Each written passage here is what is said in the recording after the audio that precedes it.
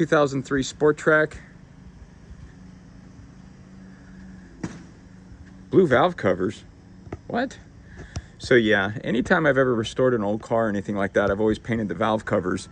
Kind of lets the next guy know, yeah, we did them, we replaced them.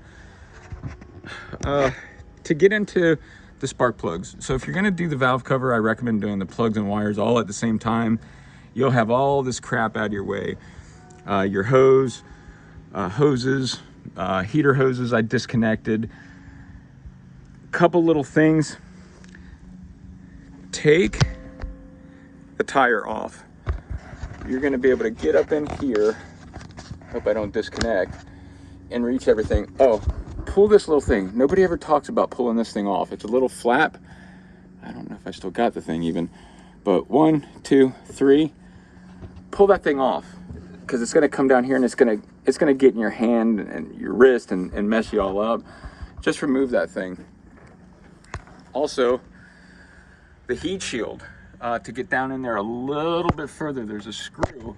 I ended up pulling it off and left the screw in. I ended up taking the screw back out with my hands. Down inside there's a hole for the screw. I haven't put that heat shield back in. When I'm saying heat shield, I'm saying here on this side. It gives your hand just a little bit more room, gives your wrench a little bit more room. So coming to the other side, I did the same thing, because there's this one screw on a bracket up in here that I did not put back on. I didn't feel it was necessary. And it goes this way. And you gotta get in there and back that thing off. What I did on the back side of it, I just took a pair of pliers and I backed it out, and then I was able to work it out with my fingertips. So again, the biggest pain in the butt is gonna be this bracket here.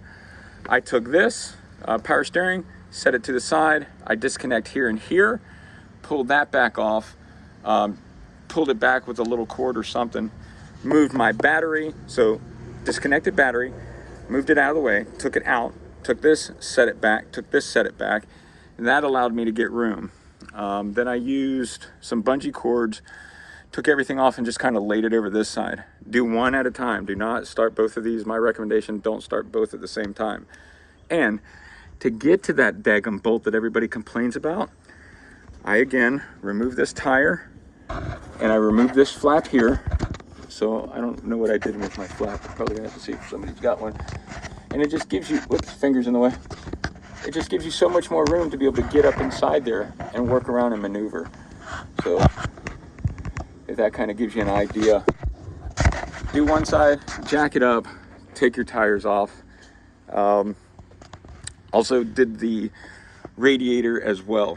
So since I was going ahead and replacing hoses, went ahead and just pulled it out. It's an easy job. Unbolt the fan shroud, just disconnect everything, your oil lines, and just, you know, kind of think to yourself that you're going to make a day out of it. It'll save you a lot of money. This thing leaked really, really bad. Now it's not leaking anywhere. So I was told rear seal, I was told front seal, and right now I have 0 leaks. So 208, almost 210,000 miles on this thing. So there you go. AC blows ice cold, and then great little first car for the guys. All right, take care.